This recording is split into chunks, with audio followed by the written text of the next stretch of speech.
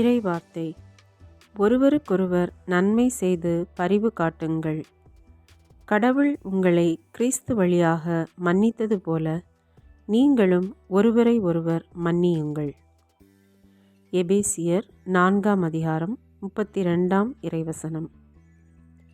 அன்பார்ந்தவர்களே, இயேசுவின் திரு இரத்தம் நமக்கு கிடைத்த மிகப்பெரிய மன்னிப்பின் அடையாளமாகும். நாம் செய்த பாவங்களை அவர் தமது விலையேற பெற்ற திரு இரத்தத்தால் கழுவி இறைவனோடு நம்மை ஒப்புரவாக்கினார்.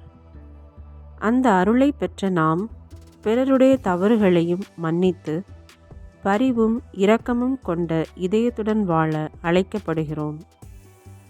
மன்னிப்பு என்பது கடந்த காயங்களை மறந்து இயேசுவின் அன்பில் புதிய வாழ்வை தொடங்கும் ஒரு கிருபையாகும். இன்று இயேசுவின் திரு இரத்தத்தின் வல்லமையால் மன்னிக்கும் மனதை வேண்டுவோம். ஜெபம்.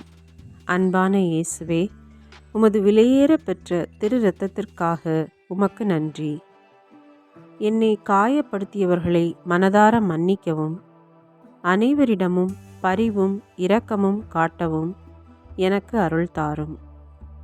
என் இதயத்தில் இருக்கும் கோபம், கசப்பு, வெறுப்பு அனைத்தையும் நீக்கி உமது அன்பால் என்னை நிரப்பும்.